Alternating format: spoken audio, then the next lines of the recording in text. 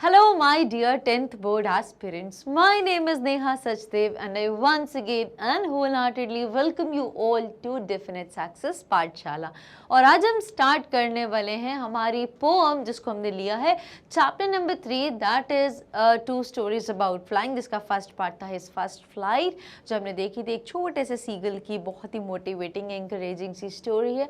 उसके बाद second story हमने द ब्लैक एरोप्लेन देखी थी।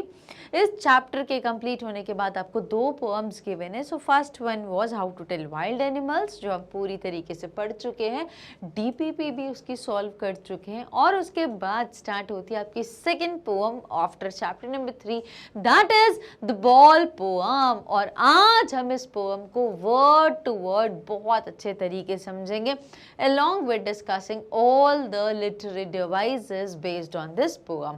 तो सबसे पहले थोड़ा सा टाइटल को जस्टिफाई कर लेते ताकि हमें समझ में आए ये पोएम है किस बारे में, हम अपना माइंड उस डायरेक्शन में फिर थ्रो करेंगे। So what exactly is the ball poem? जैसा कि आप देख सकते हो यहाँ पे छोटे से लड़के की, एक लिटिल बॉय की पोएम है और वो अपनी बॉल को किक मार रहा है, बहुत अच्छे से खेल रहा है। छोटे बच्चे अपनी बॉल के साथ बहुत अच्छे से खेलते हैं।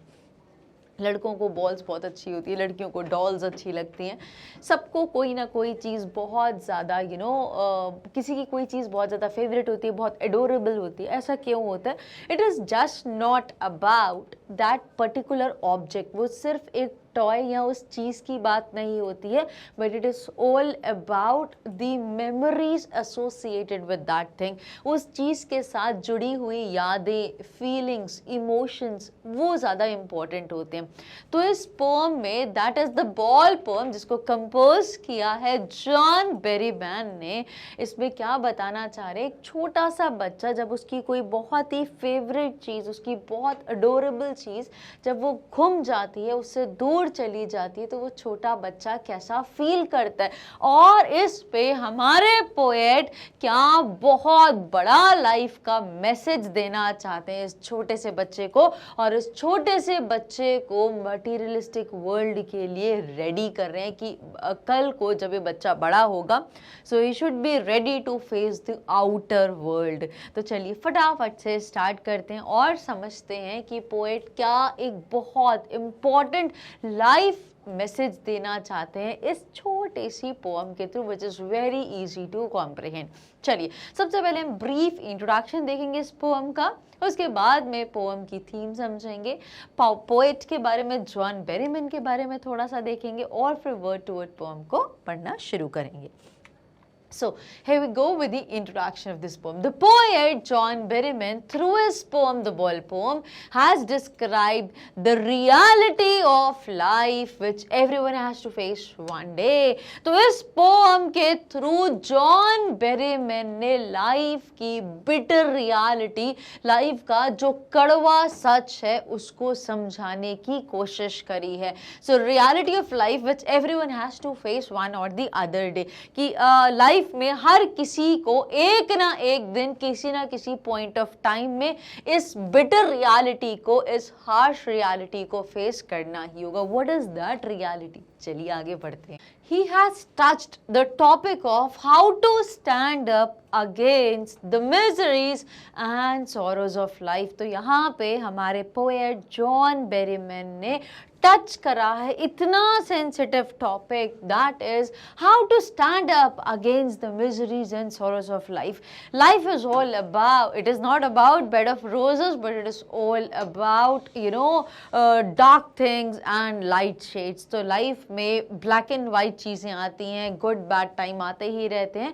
तो यहाँ पे हमारे पोएट ये बताना चाहते हैं कि हमारी लाइफ में बहुत सारी ऐसी मिजरीज आएंगी, प्रॉब्लम्स आएंगे, बहुत ही दुखद ऐसे मोमेंट्स आएंगे, ऐसी सिचुएशंस आएंगी, ऐसी कंडीशंस बनेंगी जो बहुत ही ज़्यादा मिजरेबल होंगी, बहुत ज़्यादा सॉरोफुल होंगी। लेकिन हमें वहाँ पे रुकना नहीं है, थकना नहीं है, हार नहीं माननी, उनको ओवरकम करना है और आगे मूव करना है। तो ये बहुत इंपॉर्टेंट, मार्क कर लीजिए, this is really very very important of message which is given by our poet. ये लाइफ टाइम आपको इस चीज़ को ना सिर्फ 10th में, 11th 12th college, job, for ever personal professional life, जहाँ भी हो हर बार इस चीज़ को याद रखना कि लाइफ में हमेशा कुछ ना कुछ प्रॉब्लम्स, ट्रबल्स, मिजरीज आएंगे ही आएंगे। तो मेन हमें यहाँ पे क्या बताया गया है, यहाँ पे he has touched the topic of how to stand up against the miseries and sorrows of life। ये सब तो part and parcel of life है, इनको एक्सेप्ट कर लीजिए। लाइफ की बिटर रियलिटी है, लाइफ का हार्श ट्रूथ है, या फिर आप ऐसे बोलो ये लाइफ का एक अनअवॉइडेबल पार्ट है जिसको कोई मिटा या हटा नहीं सकता है कि लॉस तो इंसान की लाइफ में आएंगे ही आएंगे, किसी ना किसी पॉइंट ऑफ टाइम में तो जरूर आएंगे। तो अगर क्यों ना हम एक छोटे से बच्चे को अभी से प्रिपेयर कर दें emotionally, physically, mentally to face the loss, ताकि वो अभी से प्रिपेयर्ड हो जाए कि लॉस को कैसे फेस करना है और उससे कैसे कोप अप करना है, सो दैट वो लॉस को ओवरकम करे और लाइफ में आगे मूव ऑन करे। ठीक है, तो बहुत इंपॉर्टेंट लाइफ मैसेज आपको दिया है हमारे पोएट ने। It's poet, the ball poem के पोएट कौन है, John Berryman, is beautifully describing a boy who has lost his ball. बहुत अच्छे तरीके से ये उस बच्चे को डिस्क्राइब करते हैं जिसने अभी अभी अपनी बॉल को खो दिया है। अब यहाँ पे एग्जैक्टली अगर मैं बोलूँ तो boy who has lost his ball, तो यहाँ पे बॉय जिसने अपनी बॉल खो दी है, तो लिटरली हम देखें तो लिटरली बॉल को क्या यहाँ पे बताया गया है, उसका टॉय, और वो भी कौन सा टॉय, जो उसका बहुत ही ज्यादा फेवरेट है, जो उसका बेस्ट टॉय है। अब किस सेंस में बेस्ट है, ना सिर्फ मटेरियली बल्कि इमोशनली वो बहुत ज्यादा कनेक्टेड है उस टॉय के साथ। तो इमोशनली वो बहुत ज़्यादा कनेक्टेड है बिकॉज इसके साथ उसकी फीलिंग्स जुड़ी हुई हैं, फीलिंग्स हैं, इमोशंस हैं, उसकी मेमोरीज जुड़ी हुई हैं कि किसने मुझे गिफ्ट किया था, कब मुझे मिली थी, मैं कैसे रोज़ इसके साथ अपने फ्रेंड्स के साथ खेलता हूँ, मैं कितना कंफर्टेबल हूँ इस बॉल को यूज़ करके, और मैं इतने सालों से मुझे इसकी आदत हो गई है, मैं कितने अच्छे से इसको सहेज के रखता हूँ, एवरीथिंग राइट। सो अब मेटाफोरिकली यहाँ पे किसको रेफर किया जा रहा है, अब अगर हम मेटाफोरिकली बोले तो यहाँ पे बॉल किसको रेफर कर रहे हैं, क्या बताना चाहते हैं कि लाइफ में हमारी चाहे वो मटीरियलिस्टिक हो, मटीरियलिस्टिक और इममटीरियल, ये जो भी चीजें हैं इनका लॉस होगा ही होगा। तो बॉल यहाँ पर रेफर कर रही है हमारी जो भी बहुत ही बिलव्ड, बहुत ही क्लोज चीजें होती हैं, जो बहुत हमें अजीज होती है, बहुत प्रिय होती है, हमारी बेस्ट चीजें होती हैं, ऐसी बिलव्ड चीजें, चाहे वो कोई ऑब्जेक्ट हो, कोई वस्तु हो, या फिर वो कोई इंसान हो। हमारी लाइफ में ऐसे बहुत सारे लोग होते हैं, हमारे रिलेटिव्स, हमारे फैमिली मेंबर्स, हमारी चीजें होती है जो हमें बहुत क्लोज होती हैं। आज के टाइम में अगर बात करी जाए दिमाग में एक ही चीज आती है, दैट इज स्मार्टफोन। हमारे फोन्स होते हैं, हमारे लैपटॉप्स होते हैं, हमारे टैबलेट्स होते हैं, हमारी ड्रेसेस होती हैं, हमारे गैजेट्स होते हैं, हमारे पास बहुत सारी चीजें होती हैं जो हमारी फेवरेट होती है। उसके साथ साथ हमारे रिश्ते ऐसे होते हैं जो बहुत ज्यादा इंपॉर्टेंट होते हैं, जो हमें जिनसे बहुत स्ट्रॉन्ग कनेक्ट डेवलप होता है जिनके साथ। लेकिन ये बताना चाहते हैं कि हर इंसान की लाइफ में एक ना एक दिन किसी ना किसी पॉइंट ऑफ टाइम में ऐसा ज़रूर आता है समय जब वो चीज़ें हमसे दूर हो जाती हैं, वो चीज़ें ख़त्म हो जाती हैं, हमसे अलग हो जाती हैं। तो वहाँ पे हमें रुकना नहीं है, हमारी लाइफ ख़त्म नहीं होगी, हमें उस लॉस को एक्सेप्ट करना है, उससे कोप अप करने की कोशिश करनी है, उसे ओवरकम करके और लाइफ में आगे मूव करना है। तो ये है पहली रिस्पॉन्सिबिलिटी जो हमारे पोएट उस छोटे से बच्चे को अभी से ही समझाना चाहते हैं, और इस तरीके से वो इस वर्ल्ड से उस छोटे से बच्चे को एक्वेंट कराते हैं और लाइफ की जो अनअवॉइडेबल ट्रूथ है उससे उसको एक्वेंट करा रहे हैं। सो Its poet John Berryman is beautifully describing a boy who has lost his ball. He gave a lesson that is full of wisdom through the loss of everyone. Must learn to bear the pain associated with loss. तो loss के साथ तो pain होगा ही होगा, and you have to bear that because this is all about life. Life में अगर कुछ अच्छा है तो कुछ बुरा भी है. अगर आप अच्छा एक्सेप्ट कर रहे हो तो आपको बुरा एक्सेप्ट करना भी आना चाहिए कि लाइफ में बहुत सारे डाउनफॉल्स आएंगे, बहुत सारे टाइम जैसे होंगे जब आपके बिलव्ड चीजें, आपके बिलव्ड पर्सन्स आपसे दूर अलग हो जाएंगे और no money can buy them again. कुछ भी कर लो, कितना भी कर लो, कितना भी पैसा लगा लो, आप अगर कोई इंसान आपकी लाइफ से दूर चला जाता है या वो हमेशा के लिए ज़िंदगी से दूर चला जाता है तो वो लौट के वापस नहीं आ सकता है. तो पोएट यही समझाना चाहते हैं that you have to try to cope up with the loss. तो आपको उस लॉस को समझना है, उस पेन को बियर करने के लिए आपको रेडी होना है because this is a part of life. The poet assumes a boy is playing with a ball. अब ये पोम जब लिखी गई है तो जॉन बेरेमैन इमेजिन कर रहे हैं, एज्यूम कर रहे हैं, मान रहे हैं कि एक छोटा सा बच्चा है वो अपनी बॉल के साथ खेल रहा है और पोएट ऐसा सोच रहे हैं कि मैं इसको बोलूं या ना बोलूं. So it is all about his imagination, it is all about his thoughts, जिस पोम को हम अभी पढ़ने वाले हैं. राइट, चलिए. I hope the introduction is crystal clear. Now let's immediately head with the theme of this poem. So John Berryman's poetry, the ball poem has, इसकी theme क्या है? बचपना, grief and the quest for innocence. सो इसकी जो theme है जिसके आसपास पूरी पोएम रिवॉल्व करे, व्हाट इज दैट? चाइल्डहुड, बचपना. क्योंकि बचपन होता ही इतना मासूमियत भरा है. It is full of innocence.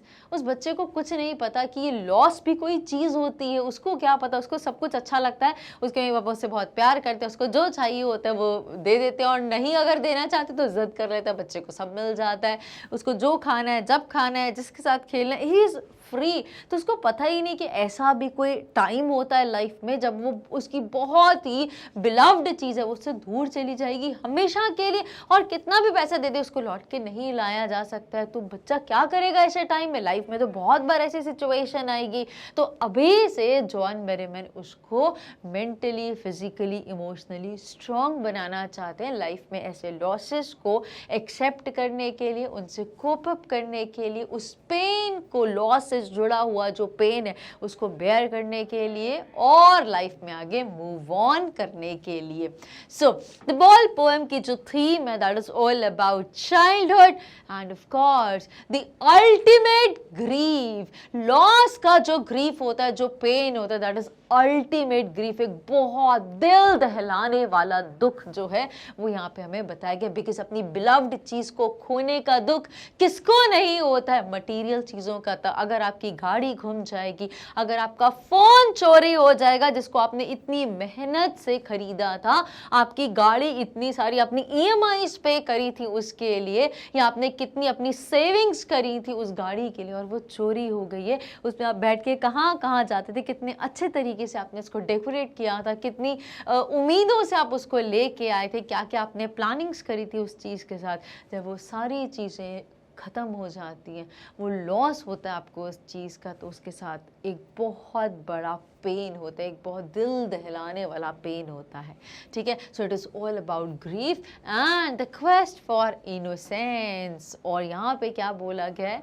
Quest for innocence की ये जो मासूमियत है उसकी अगर हम उसके क्वेस्ट पे बात करें कि वो जो मासूमियत जुड़ी हुई है इन चीज़ों के साथ, बिकॉज कहते हैं ना दिल तो बच्चा है, feelings, emotions, it is not about the external thing, it is all about the internal feelings. It is all about the feelings, the memories जो हमने उस चीज के साथ जोड़ी है. इसीलिए बोलते no money can buy them again.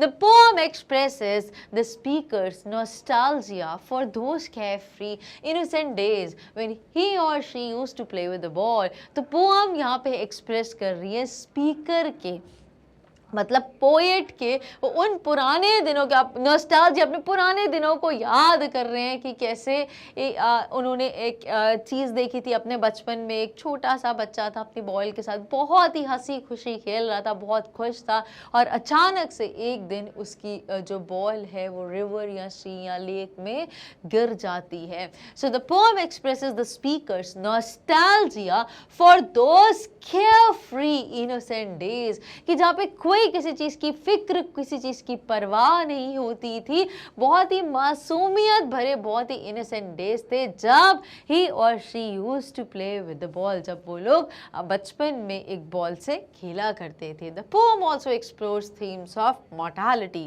And the inevitable loss of youth's unfettered joys as a result of growing up. So again, very important point to be understood. यहाँ पे क्या बोला गया है, the poem also, क्या इसकी theme, इसके अलावा और क्या क्या चाइल्डहुड है, ग्रीफ है, क्वेस्ट ऑफ इनोसेंस है, ये सब तो हमने देख लिया। उसके साथ साथ और क्या इंपॉर्टेंट थीम्स, अंडरलाइंग थीम्स है इस पोम की। the poem also explores themes of mortality.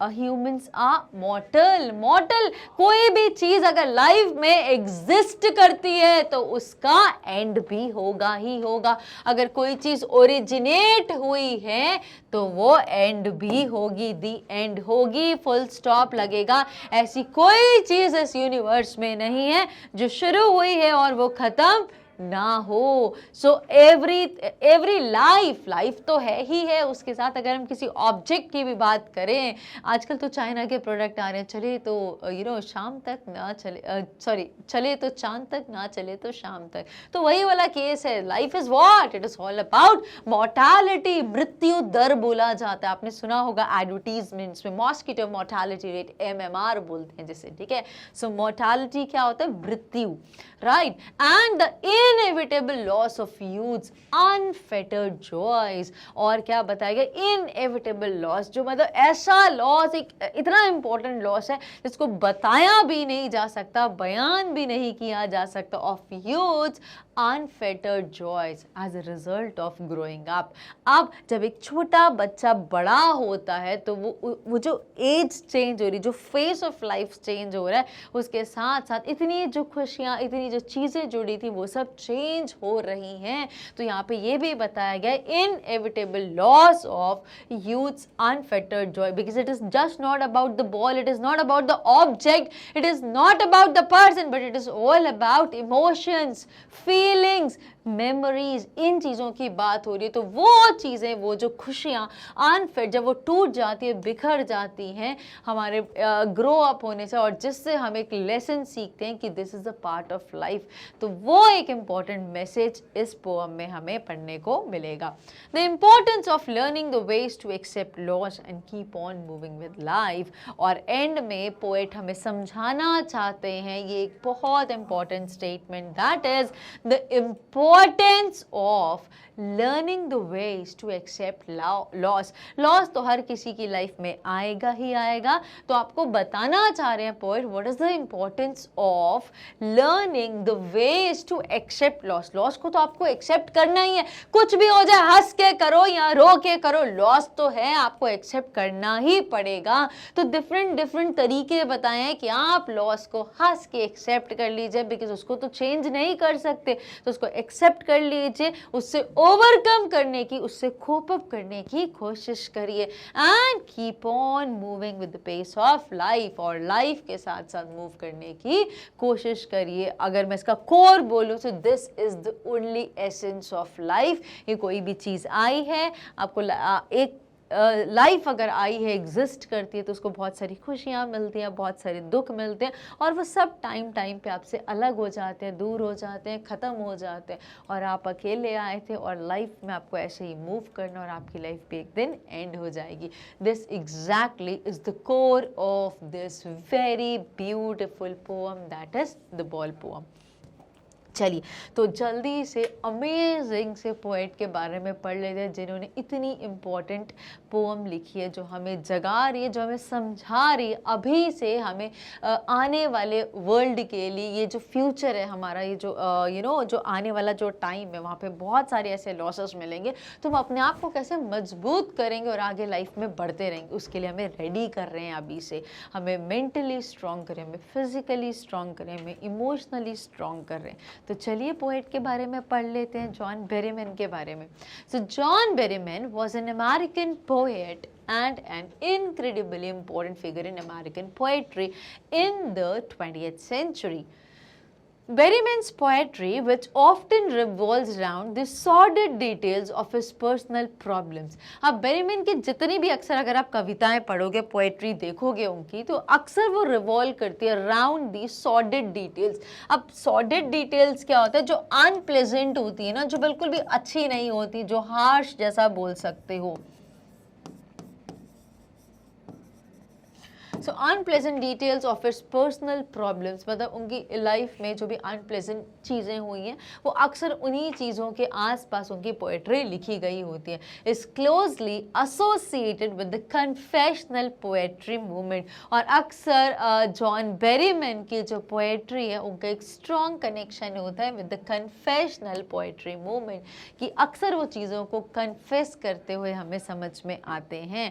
चलिए तो यहाँ भी हमें एक जॉन बेरीमैन की सॉर्डेड डिटेल के बारे में पता चला। जब वो सोचते हैं, एक छोटे से बच्चे के बारे में इमेजिन करते हैं कि कितना खुशी खुशी वो अपनी एक फेवरेट टॉय के साथ खेल रहा था, और देखते ही देखते उसकी वो फेवरेट चीज़ उसके हाथों से फिसल के मेरली बाउंस करते करते वो सी या लेक या रिवर में चली जाती है, और बच्चा बस खड़ा खड़ा देखता रहता है, चाह के भी कुछ नहीं कर सकता था, और उसको एक बहुत बड़ा लॉस होता है लाइफ में। उसकी फेवरेट चीज़ उससे दूर चली जाती है हमेशा के लिए। और यहाँ पे हमारे पोएट सोचते हैं there is no sense of interfering, कि अब मैं इसको इंटरफेयर नहीं करूँगा, बिकॉज इस तरीके से वो जो कुदरत का, नेचर का ये जो लॉस है वो खुद उससे सीखेगा, बच्चा खुद सीखेगा कि कैसे इस लॉस से हमें ओवरकम करना और लाइफ में आगे मूव करना। तो हमारे पोएट चाहते हैं कि बच्चा खुद इस नेचुरल फिनोमेनन को एक्सेप्ट करे,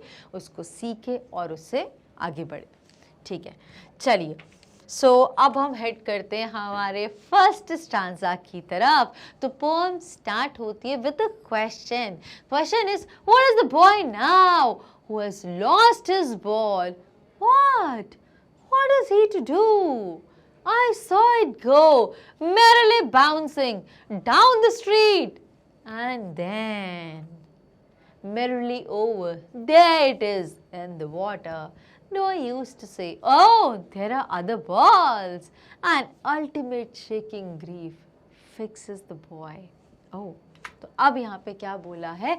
पोएम स्टार्ट होती है, oh, what is the boy now who has lost his ball? oh, वो लड़का बेचारा क्या करेगा, वो क्या है?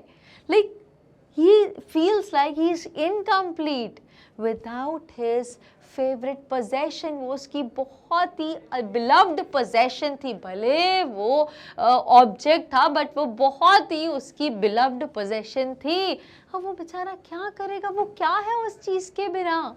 So what is the boy now? जिसने अभी अभी अपनी बहुत ही अजीज, अपनी बहुत ही प्यारी सी चीज़ खो दी है, दैट इज द बॉय।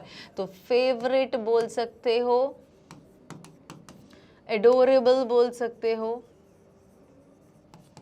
या बेस्ट बोल सकते हो। तो व्हाट इज द बॉय? अब वो बेचारा क्या करेगा जिसने अभी अभी अपनी बहुत फेवरेट, बहुत एडोरेबल या बेस्ट चीज खो दी है, वो उसका टॉय।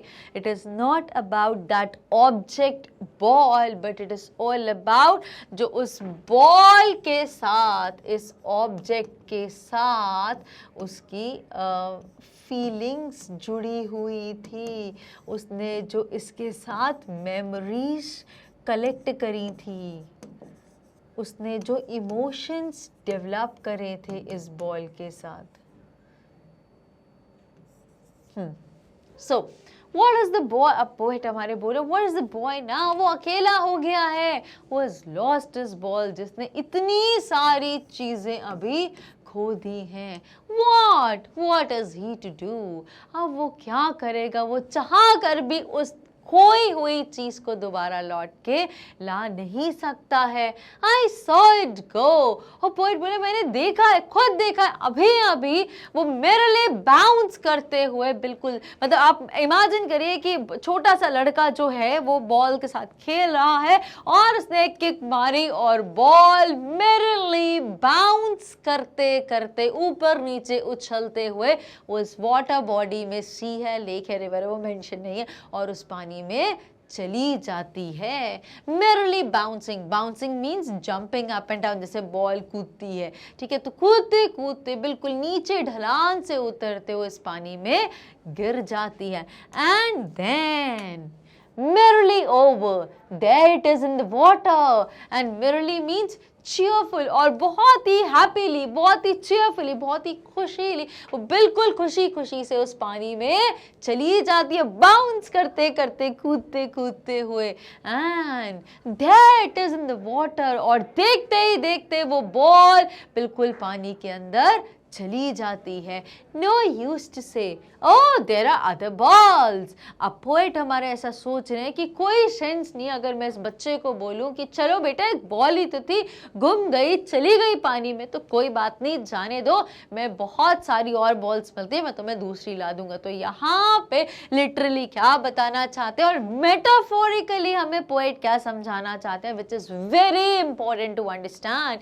तो लिटरली यहाँ पे क्या बोलना चाहते हैं कि oh there are other balls, wait, तो यहाँ पे कि बहुत सारी मैं तुम्हें ऐसी सिमिलर चीजें हैं, ऐसे सिमिलर टॉयज लाके दे सकता हूँ, बट वो ऐसा नहीं बोले, there is no use to say कि जैसी ऐसी तुम्हारी रेड कलर की बॉल थी, मेरे पास ऐसी बहुत सारी पिंक, ग्रीन, ब्लू, ऑरेंज, कोई कोई कलर की बॉल्स हैं, मैं तुम्हें लाके दे सकता हूँ, बेटा रो मत, बहुत सारी बॉल्स मिल जाएंगी, एक गई तो गई, दूसरी मिल जाएगी, क्या हो गया। बट पोएट यहाँ पे बोल रहे हैं there is no use to say oh there are other balls, कि आप मेटाफोरिकली बोलना चाहते हैं कि ये जो बिलव्ड जो चीज थी, अब कोई सेंस नहीं है बोलने का कि तुम्हें मैं कोई, तुम्हारी वो बिलव्ड थी भाई, तुम्हारा उससे इतना गहरा रिश्ता था, इतनी यादें जुड़ी हुई थी, तुम उससे इतना ज्यादा स्ट्रॉन्ग बॉन्ड डेवलप कर चुके थे,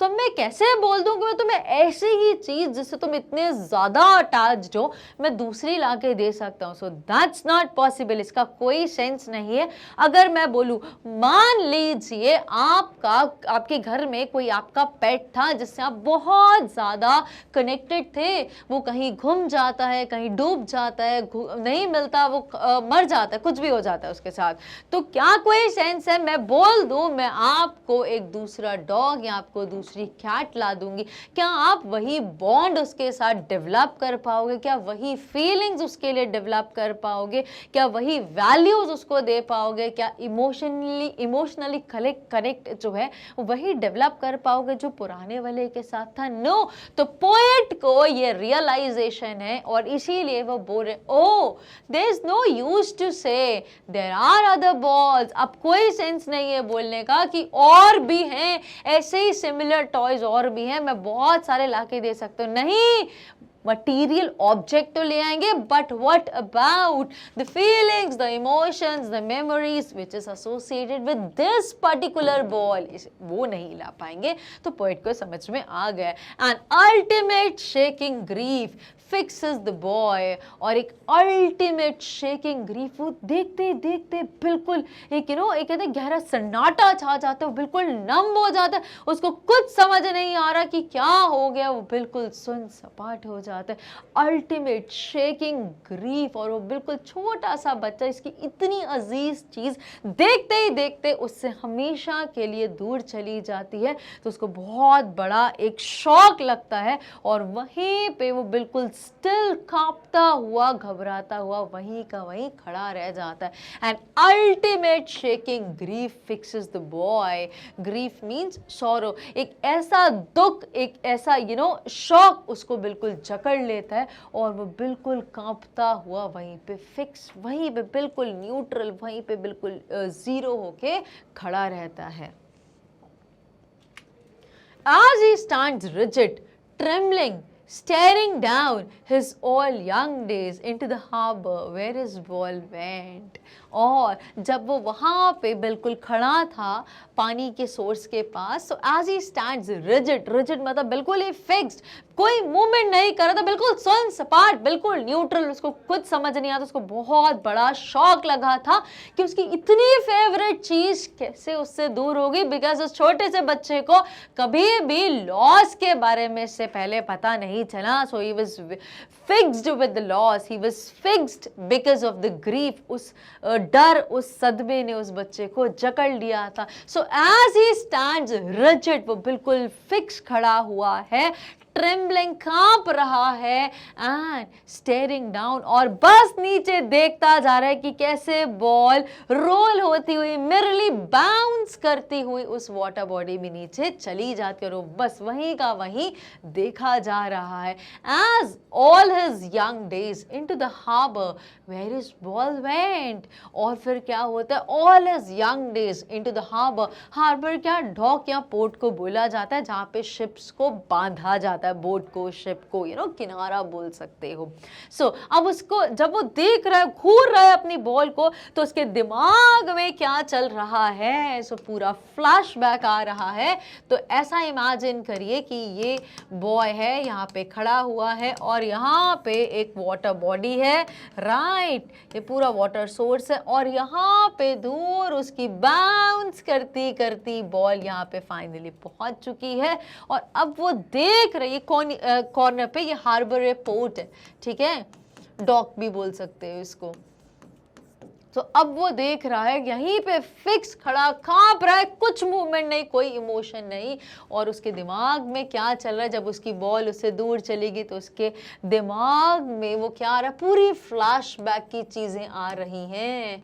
अब वो कैसे उसको पहली चीज़, वो बॉल की इम्पोर्टेंस क्या थी, उसको किसने गिफ्ट करी थी, वो कब मिली थी, वो कैसी थी, और किसी के पास वो ऐसी चीज़ उसने कभी नहीं देखी, बहुत स्पेशल थी, उसको एक स्पेशल पर्सन ने दी थी, कितना उसने उस बॉल के साथ खेला, कितना अच्छे से उसने मेंटेन करके रखा, हर समय वो इस चीज़ को अपने साथ रखता था। तो वो सारी मेमोरीज उसके दिमाग के सामने आती, पूरा फ्लैशबैक में चला जाता है उस दिन से जब से वो बॉल उसकी लाइफ में आई थी, और कैसे हर दिन उसने उस बॉल के साथ स्पेंड करा। लाइफ का बहुत इंपॉर्टेंट टाइम, जो चाइल्डहुड का, बचपने का टाइम था, वो उसने उस बॉल के साथ स्पेंड करा। तो पूरा ये दिमाग में चलता है। So all his young days into the harbour where his ball went, ये सारी की सारी यादें उसको फेड होती हुई, दूर जाती हुई दिख रही है, जहां पे वो बॉल चली गई है, बिकॉज अब उस बॉल के साथ साथ वो सारी यादें, सारी इमोशंस, फीलिंग्स, मेमोरीज भी उसको दूर जाते हुए दिख रहे हैं। I would not intrude on him. A dime, another ball is worthless. Now he senses first responsibility. और पोएट क्या सोच रहे हैं, क्या बोल रहे हैं, I wouldn't intrude on him. अब मैं उसको, अब वो देख रहा है, वो समझ रहा है चीज़ों को, मैं इसमें इंटरफेयर नहीं करूँगा, मैं इसके बीच में नहीं आऊँगा।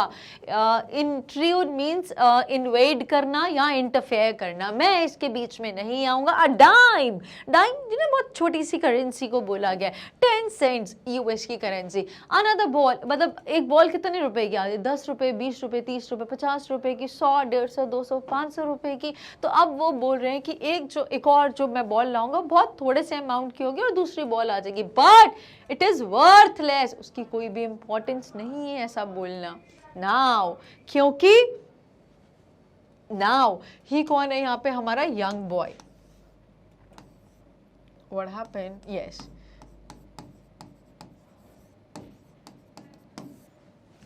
So now he senses first responsibility. तो हमारे पोएट बोल रहे हैं कि अब जब वो चीज़ों को समझ रहा है कि पहली बार उसके साथ ऐसा हुआ कि उसकी जो फेवरेट चीज़ थी, जो उसका बेस्ट टॉय था, वो उससे दूर चला गया है और चाह के भी कोई उसको लौट के वो वही चीज़ नहीं दे सकता, बिकॉज उसके साथ बहुत सारी यादें जुड़ी हुई थी। तो अब वो देखते ही देखते बहुत ज़्यादा एक डीप ग्रीफ में, एक ऐसा शेकिंग ग्रीफ में चला जाता है कि उसका दिल दहला देता है। लेकिन वो बिल्कुल सुन वहीं पे खड़ा रहता है और नीचे देखता रहता है कि कैसे इस चीज़ के साथ मेरी जो यादें जुड़ी हुई थी वो भी अब बिल्कुल ख़त्म होती हुई उसको दिख रही हैं। और ऐसे टाइम पे जो पोएट की सारी चीज़ों को ऑब्जर्व कर रहे थे, पोएट यहाँ पे ऑन लुकर ऑब्जर्वर है, तो चीज़ों को जब देख रहे थे तो खुद ये बोलते हैं, दिमाग में अपने आप से सोचते हैं कि I would not intrude on him. अब मैं ऐसे टाइम में इस लड़के को इंटरफेयर नहीं करूंगा कि बेटा कोई बात नहीं, 10 रुपए की तो बॉल थी, इतनी सी बात के लिए रो रहे हो, चलो मैं तुम्हें दूसरी बॉल ला दूंगा, I would get another ball for you. नहीं, लेकिन पोएट बोलते मैं ऐसा नहीं बोलूंगा, a dime another ball is worthless, कि अगर मैं उसको ऐसा बोल के दिल बहलाऊं कि चलो इतने से की तो बॉल थी, मैं तुम्हें नहीं ला के दे देता हूँ, तो ये सब बोलना बिल्कुल बर्बाद है, इनका कोई सेंस नहीं है, इनकी कोई इंपॉर्टेंस नहीं है ये सब बातें बोलने की, क्योंकि अब ये जो छोटा बच्चा है ये अपनी पहले रिस्पॉन्सिबिलिटी को सेंस कर रहा है। तो अब क्या है, ये जो छोटा बच्चा अब ये मैच्योर हो रहा है, अब ये ग्रो हो रहा है और ये इसको एहसास हो रहा है कि अब ये जो नेचुरल फिनोमिनन के थ्रू ये जो लॉस हुआ है उसको अब उससे कुछ सीख रहा है, खुद से सीख रहा है। तो पोएट उसमें इंटरफेयर नहीं करना चाहते हैं और पोएट चाहते हैं कि लड़का खुद से, छोटा बच्चा जो खुद से ग्रो अप हो, खुद से मैच्योरिटी गेन करे और इस नेचर के लॉस को या लॉस की नेचर को खुद से समझें। So he senses first responsibility.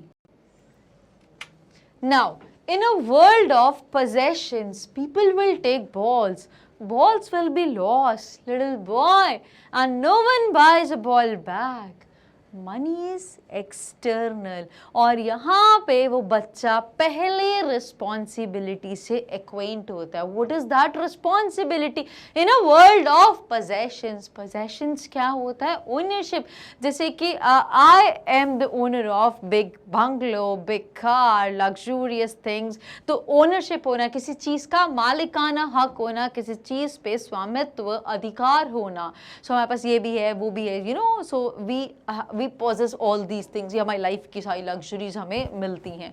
सो ये जो वर्ल्ड है, it is all about materialistic world. लोग इन्हीं चीज़ों में जाते हैं कि हमें ये मिल जाए, हमें ये मिल जाए, ये चीज़ हमारे पास आ जाए, ये हमें चाहिए, दिस इज ऑल अबाउट। तो ये जो वर्ल्ड है ऑफ पोजेशंस, यहाँ पे पीपल विल टेक बॉल्स। लोग आपकी जो आपसे जो जुड़ी हुई खास चीज़ें हैं वो आपसे अलग करेंगे, आपकी खास चीज़ें, आपकी अजीज चीज़ें आपसे अलग होंगी, आपसे दूर जाएंगी, ख़त्म होंगी। It will be lost always. हमेशा ऐसा होगा, आप आज आपने कोई गाड़ी ली, कल वो ख़त्म हो जाएगी, कल वो दूसरी, फिर उसकी जगह रिप्लेसमेंट दूसरी गाड़ी आएगी। आज आपके पास एक बड़ा घर है, कल और बड़ा लेंगे, फिर और चीज़ें आगे जाएंगी। तो जो पहले की चीज़ें हैं वो दूर होती जाएंगी, वो ख़त्म हो जाएंगी, आपकी लाइफ से दूर चली जाएंगी। सो ये जो वर्ल्ड ऑफ पोजेशंस हैं, यहाँ पे जो लोग हैं, दे विल टेक बॉल्स। वो आपकी जो चीज़ें हैं, आपसे जो बहुत जुड़ी हुई हैं, बहुत खास हैं आपके लिए, वो आपसे अलग होंगी। This is universal truth, this is the inevitable part of life, कि वो तो अलग होंगी ही होंगी। Balls will be lost always. आपकी जो बहुत खास, बहुत ही फेवरेट, बहुत ही बेस्ट, बहुत ही एडोरेबल, बहुत ही क्लोजली कनेक्टेड जो चीज़ें हैं, चाहे वो लोग हो, चाहे वो ऑब्जेक्ट्स हो, वो आपसे एक ना एक दिन अलग ज़रूर होंगे। हमेशा होगा, ये होगा ही होगा। लिटिल बॉय छोटे बच्चे को समझा रहे हैं कि जो वर्ल्ड है पोजेशंस का, यहाँ पे पीपल विल टेक बॉल्स। लोग कभी ना कभी किसी ना किसी पॉइंट पे आपकी जो बहुत अच्छी, जो खास चीज़ है वो आपसे लेंगे। वो चीज़ें अलग होंगी आपसे, चाहे वो आपके रिश्ते नाते हो, चाहे आपकी कितनी भी महंगी से महंगी और बहुत प्यारी से प्यारी चीज़ क्यों ना हो।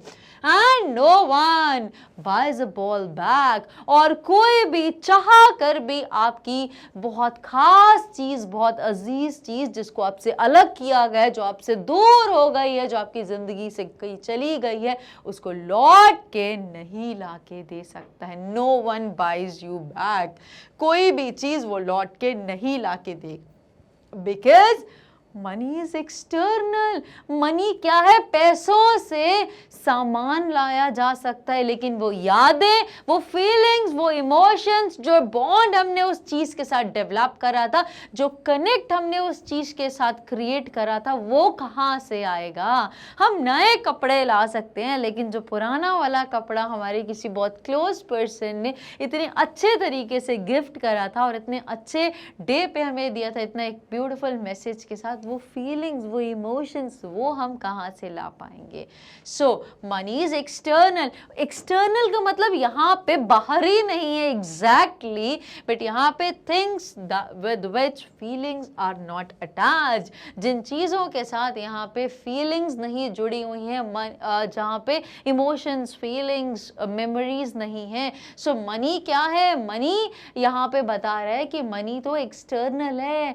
मनी फीलिंग्स, वैल्यूज, कनेक्ट, जो भी चीज़ें हैं, मेमोरीज को नहीं ला सकता है, ये तो एक्सटर्नल है। ये सारी चीज़ें कौन लाएगा? चाह कर भी कोई जो आपकी खो गई है चीज़, जो आप बहुत बड़ा, जिस चीज़ का आपको लाइफ में लॉस हुआ है, वो अगर कोई इंसान चाहे भी लाने की कोशिश भी करे तो नहीं कर सकता। अगर वो मनी से भी लाने की कोशिश करे तो मनी एक एक्सटर्नल है, वो चीज़ तो ले आएगा मनी, बट वो जो फीलिंग्स हैं, वो जो आपकी जो मेमोरीज उस चीज़ के साथ कनेक्टेड हैं, जो इमोशनली आप जो कनेक्ट उसके साथ डेवलप कर चुके हैं, वो मनी नहीं ला सकता है। Money is just external. Now he is learning well behind his desperate eyes the epistemology of loss, how to stand up, knowing what every man must one day know and most know many days, how to stand up। और यहाँ पे हमारे poet John बेरेमन बोल रहे हैं कि जो छोटा बच्चा है, लिटिल बच्चा जो है, जो यंग बेबी, जो बॉय की बात हो रही, जिसकी बॉल खो गई है, ही इज़ लर्निंग, वो सीख रहा है अपनी पहली रिस्पॉन्सिबिलिटी, उसकी रिस्पॉन्सिबिलिटी, ये जो नेचर है लॉस की, ये जो लॉस है ना, जब ये लॉस होता है तो उसकी क्या नेचर है, या ये जो कुदरत में ये जो चीज़ों का जो लॉस होता है उसका फिनोमिनन क्या है, ये उस चीज़ को समझ रहा है। इज़ लर्निंग, बहुत अच्छे तरीके से सीख रहा है। Behind is desperate eyes, desperate मतलब होपलेस, उसको पूरी उम्मीद है, उसको पूरा भरोसा है, जो चीज़ चली गई है वो लौट के नहीं आ सकती है, तो अब उस चीज़ को समझने की कोशिश कर रहा है कि जो चीज़ एक बार चली गई है वो चाह के भी कोई लौट के नहीं ला के दे सकता है। The epistemology of loss, what is the epistemology? The Greek word episteme means knowledge, तो एक ग्रीक वर्ड है, एपिस्टेमी से जो वर्ड बना है, logy means study of something, so knowledge of loss. अब ये जो लॉस की जो जानकारी है, जो उसकी नॉलेज है, what is the nature of loss, what is the history, what is the meaning of loss, ये बच्चा इसको समझ रहा है, बिकॉज उसने इससे पहले, आज से पहले इस चीज को कभी एक्सपीरियंस नहीं करा कि लॉस होता क्या है, what is the meaning of loss, इसकी नेचर क्या है लॉस की, कैसे कंपनसेट होता है, कभी नहीं होता, रिप्लेस होता है, क्या है। तो बच्चा, ये जो बच्चा है, छोटा बच्चा, ही is learning well behind his desperate eyes, जिसको कोई उम्मीद नहीं है कि कुछ लौट के आने वाला है, तो वो धीरे धीरे समझ रहा है, वो काफी हद तक समझ चुका है कि लौट के तो चीजें नहीं आने वाली है, लेकिन ये जो नॉलेज है लॉस की, जो हिस्ट्री है, जो मीनिंग है, जो नेचर है लॉस का, उसको समझने की कोशिश कर रहा है। हाउ टू स्टैंड अप, और मुझे इस लॉस से बाहर कैसे आना है, मुझे दोबारा कैसे खड़े होना है। How to stand up, knowing what every man must one day know, ये जानते हुए कि हर एक इंसान को एक ना एक दिन लॉस होगा ही होगा और उसको उससे बाहर आना ही होगा और लाइफ में आगे मूव ऑन करना होगा। तो ये छोटा बच्चा भी अभी इस चीज को सेंस कर रहा है और सीख रहा है कि कैसे सबको एक ना एक दिन तो लॉस होगा ही लाइफ में और उनको बाहर आना पड़ेगा। तो ये छोटा बच्चा भी सीख रहा है उस लॉस से कैसे बाहर आऊं और लाइफ में आगे मूव ऑन करूं, ये जानते हुए कि हर एक इंसान एक ना एक एक दिन ऐसा करता ही है। And most know many days how to stand up, और बहुत सारे लोगों को अक्सर लॉस के बाद आता है कि कैसे लॉस से कोप अप करना है, कैसे इस पेन को, लॉस के पेन को बेयर करना है और कैसे ओवरकम करके लाइफ में आगे मूव ऑन करना है। तो इस छोटे से बच्चे को इस रिस्पॉन्सिबिलिटी का एहसास हुआ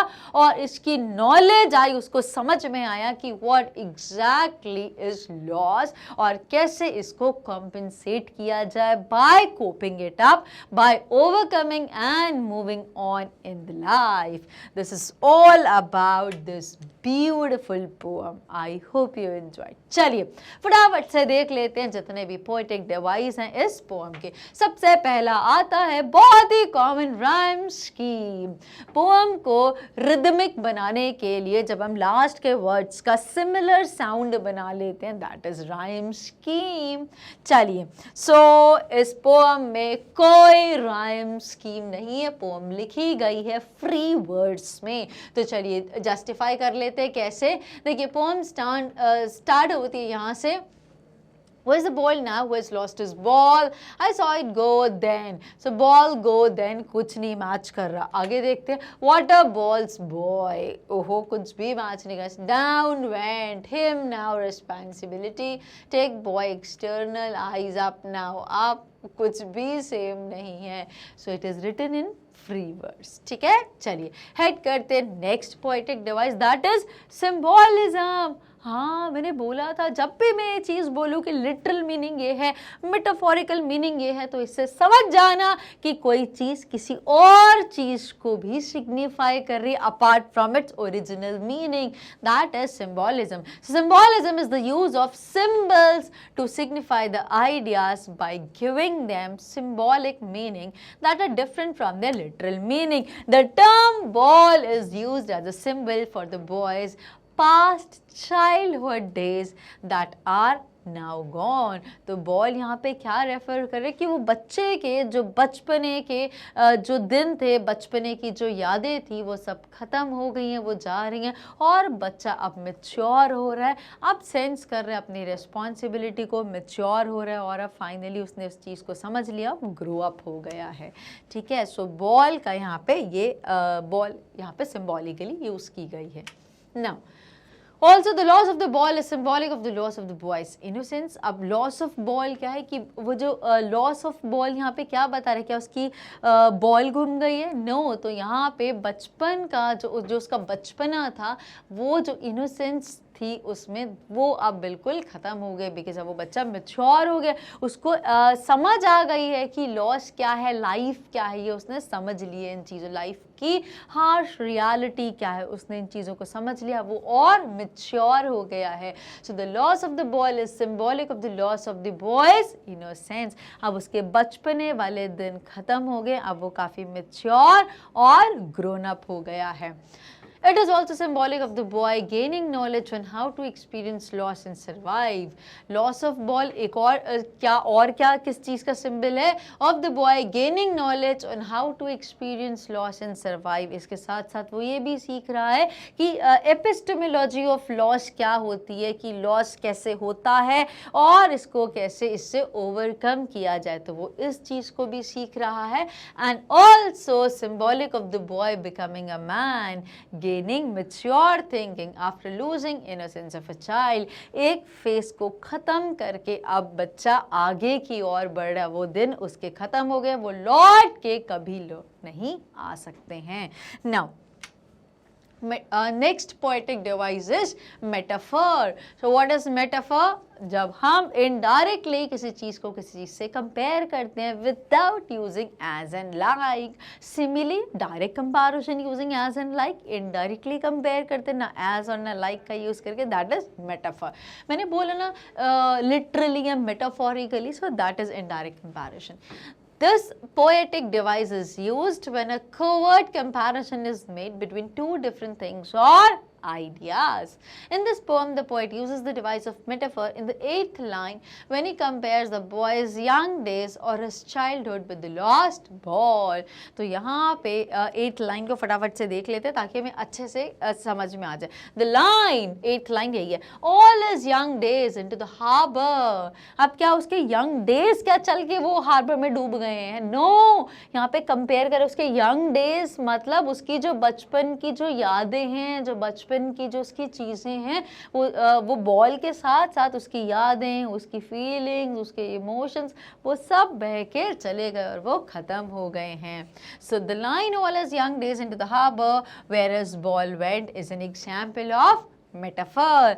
The poet uses this metaphor to draw a comparison between the lost ball and the loss of the boy's childhood. तो यहाँ पे poet ने मेटाफर पोएटिक डिवाइस का यूज क्यों किया? टू ड्रॉ अ कंपैरिजन, एक कंपैरिजन कर रहे हैं lost ball and the loss of the boys childhood की लॉस, जो बॉल का लॉस हुआ है उसके साथ साथ उसके चाइल्डहुड की मेमोरीज का भी लॉस हुआ है, उसके बचपने का भी, उसके बचपन की यादों का, बचपन के दिनों का भी लॉस हुआ है.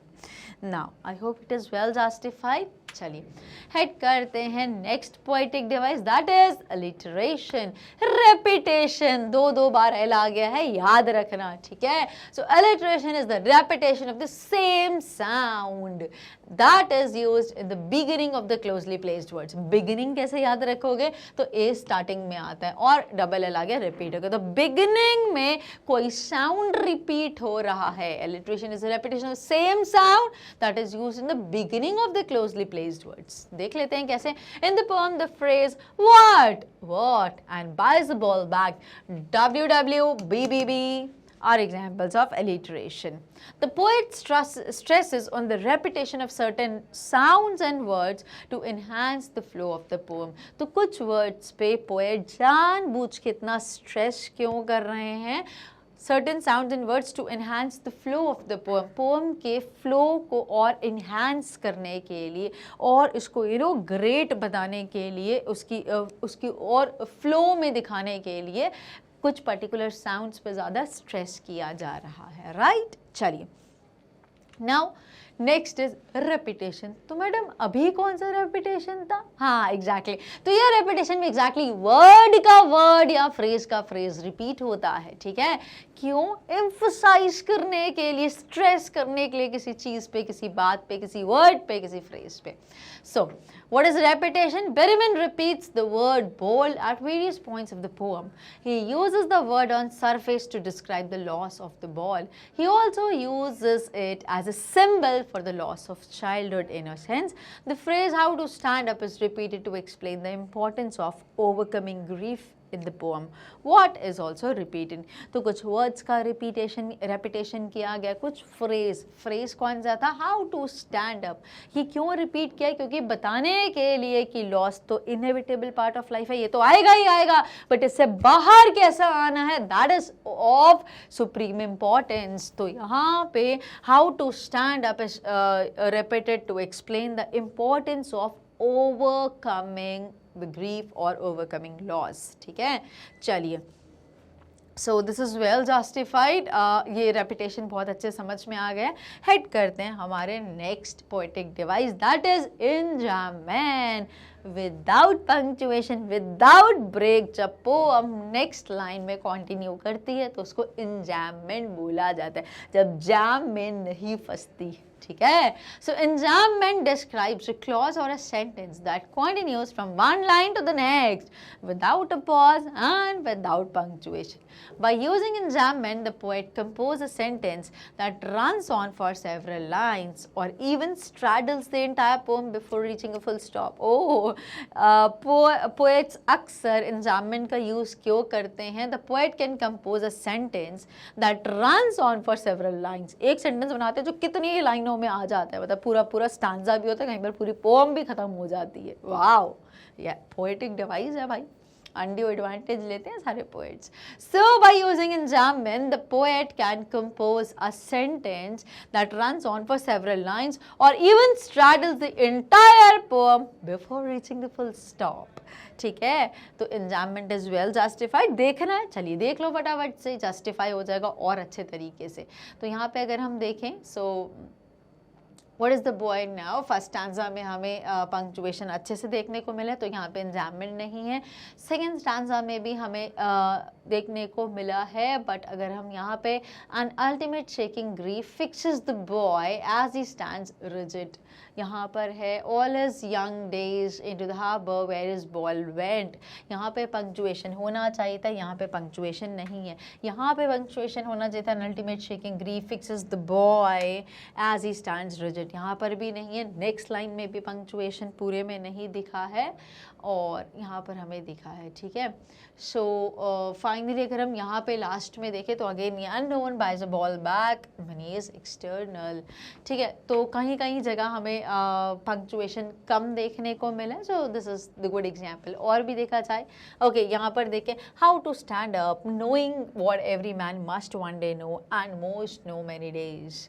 तो यहाँ पर तो 3 लाइन आ गई और कोई पंक्चुएशन नहीं था, तो एंजाममेंट बेस्ट जस्टिफाई हो रहा है in the last stanza of the poem. चलिए एंजाममेंट के बाद देखते हैं second and third line of the first stanza, first and third line of the second stanza, almost the entire third and fourth stanza justify कर लिया है. Next head करते हैं एपोस्ट्रोफी. एपोस्ट्रोफी क्या होता है? This poetic device is used when the poet addresses his poem to an absent audience. तो यहाँ पे हमारे जो पोएट है वो किसको एड्रेस कर रहे हैं? क्या वो उनकी कोई पर्टिकुलर ऑडियंस है जिसको वो एड्रेस करें, जिसको बताना चाहते हैं? नो, एक एब्सेंट ऑडियंस को वो एड्रेस कर रहे हैं. सो in this poem, the poet uses the device of an epistrophe in the 13th line as he directly speaks to the little boy and tells him that balls are always liable to get lost, but we never see the boy responding to him. ऐसा लग रहा है कि poet हमेशा बच्चे को बोले little boy, boy, but बच्चा कभी भी रिस्पॉन्ड नहीं कर रहा. तो वो एक ऐसी एब्सेंट ऑडियंस से कॉन्वर्सेट कर रहे हैं, ऐसी एब्सेंट ऑडियंस को बता रहे हैं जहाँ पे हमें कुछ रिस्पॉन्स या रिवर्ट नहीं समझ में आ रहा है. So it is absent audience जिसको हम एपोस्ट्रफी बोल रहे हैं. देख लेते हैं कहाँ पे. The poet uses the literary device of apostrophe to address the little boy. Although he is talking to the boy is away from him and does not respond to him. चल समझ में आ गया बहुत अच्छे तरीके से, बिकॉज वो बोल रहे हैं बार बार. हाँ चलिए हम देख लेते हैं, जस्टिफाई हो जाएगा आपको तो बहुत क्लियर हो जाएगा, क्रिस्टल क्लियर होना चाहिए. ठीक है, सो अब यहाँ पे देखें ही सेंसेस फर्स्ट रिस्पॉन्सिबिलिटी और in a world of people will take balls, balls will little. अब यहाँ पे बोल रहे people will take balls, balls will be lost little boy and no one buys a ball back, money is external. तो बच्चा तो कुछ बोल ही नहीं रहा, तो वो बच्चे को कुछ बोल रहे हैं लेकिन बच्चा नहीं बोल रहा. फिर वो बताते ही जनरल बोलते ही is learning this and this then this. ठीक है, चलिए तो एपोस्ट्रोफी आई होप आपको पोएटिक डिवाइस क्लियर हो गया. पोएम में कैसे जस्टिफाई है वो भी बहुत अच्छे से समझ में आ गया. हेड करते हैं next literary device, that is transferred epithet. एक की क्वालिटी दूसरी की क्वालिटी में ट्रांसफर कर देना इस ट्रांसफर्ड एपिथेट. जस्टिफाई करते हैं कैसे. This poetic device is used when an emotion is attributed to a non living thing after being displaced from a person. तो क्या बोला है यहाँ पे, पोएटिक डिवाइस कब यूज होता है? जब एक इमोशन जो एट्रीब्यूट की जाती है एक नॉन लिविंग थिंग के साथ. ठीक है, after being displaced from a person, एक पर्सन से लेके लिविंग से लेके नॉन लिविंग में हम उसकी क्वालिटी को ट्रांसफर कर देते हैं, जिसको ट्रांसफर्ड एपिथेट बोला जाता है. In this poem, the ball poem, the poet uses the device of transferred epithet in the 15th line when he writes the phrase desperate eyes. It is not the eyes of the boy are sad, but that the boy itself is sad and that his eyes are expressing that emotion on his face. तो इसमें eyes eyes के through वो पूरी boy को बताना चाह रहे हैं। तो आइज इन इज डेस्परेट, बहुत उदास आंखें, आंखें उदास नहीं है, पूरा इतना उदास था, ठीक है। तो दिस इज ट्रांसफर्ड, आंख की क्वालिटी होती है देखना। सो अब वो उदास नजरों से देख रहा है, वो उसकी सिर्फ आंखें उदास नहीं, पूरी की पूरी बॉडी उदास है। सो एक से बड़े को हमने इसकी क्वालिटी पूरी बॉडी को ट्रांसफर कर दी, that is what known as transferred epithet. याद रखिएगा, ठीक है। बहुत कम देखने को मिलता है बट वेरी इंपॉर्टेंट, एमसीक्यूज में आ सकता है, एक्सट्रैक्ट में पूछा जा सकता है, so you have to keep it in mind. लिख लीजिए और ज़रूरी है तो, जो आप अपने नोट्स बनाते हैं ना, एक एक पेज आप लगा देते हैं अपनी पोएम्स, अपनी चैप्टर्स के बाद, जो अपने हैंड रिटन नोट्स लेते हैं, राइट।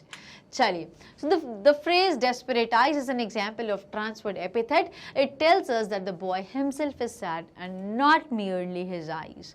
सिर्फ उसकी आंखें उदास नहीं बल्कि वो पूरा का पूरा टॉप टू बॉटम उदास है। बिकॉज हमने पढ़ा था shaking grief and he was trembling with that. So next, the poet uses this figure of speech to convey how the emotions on the little boy's face are reflected in his eyes. और हमें से क्या पता चल रहा है, poet use कर रहे हैं ट्रांसफर्ड एपिथेट को टू कन्वे करने के लिए कि how the emotions on the little boy's face are reflected in his eyes, कि उसके जो फेस के पूरे, उसकी पूरी बॉडी का जो एक्सप्रेशन है वो कैसे उसकी आंखों से पता चल रहा है। सो this is very good literary device, ठीक है। चलिए हेड करते हैं next poetic device, that is anaphora. Use of 2 words in 2 or more lines, जिसको हम एनाफोरा बोलते हैं। Use of 2 words in 2 or more lines, 2 word कुछ 2 या 3 लाइन में बार बार आते हैं तो उसको एनाफोरा बोला जाता है। जैसे कि what is the boy now, what, तो व्हाट का रेपिटेशन को एनाफोरा बोला गया है, ठीक है। चलिए नेक्स्ट इज इमेजरी, इमेजिनेशन। हाँ सही समझे, जब हम अपने कोई भी 5 सेंसेस में से कोई भी सेंस का यूज करके इमेजिन करते हैं तो उसको इमेजरी बोला जाता है। So when poet says merrily bouncing down the street, can you imagine कि बाउंस बॉल जो है बहुत खुशी खुशी merrily bouncing, तो हम उसको हम वो उसको इमेजिन कर पा रहे हैं। Imagination, visual imagination. कौन कौन से 5 सेंसेस होते हैं फटाफट से बताइए, पता है? आईज, यस आईज, सी, टच, सेंस भी बोल सकते हो, फील भी बोल सकते हो, हेयर, स्मेल, टेस्ट, ठीक है। तो सी, टच, फील, ये वाले जो 5 सेंसेस होते हैं। So when poet says merrily bouncing down the street, तो हम उसको विजुअलाइज कर पा रहे हैं और विजुअल करके इमेजिन कर पा रहे हैं कि कैसे बॉल बाउंस करते करते, जंप करते करते और पानी में चली गई है। हेड करते हैं हमारे सेकेंड लास्ट पोएटिक डिवाइस की तरफ। When poet says When poet says merrily bouncing down the street, okay, तो यहाँ पे imagery justify हो गया। अब हेड करते हैं last poetic device, that is assonance. What is assonance? Again, use of vowel sound. जब vowel sound का repetition होता है तो उसको assonance बोला जाता है। He is learning well behind his desperate eyes.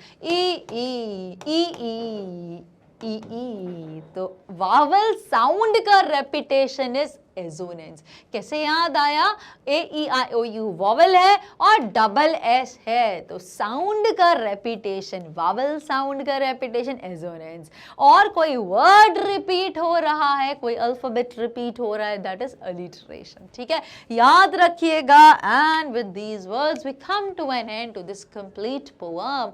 I hope you found it quite interesting, बहुत मजा आया और बहुत ही प्रैक्टिकल लेसन सीखा।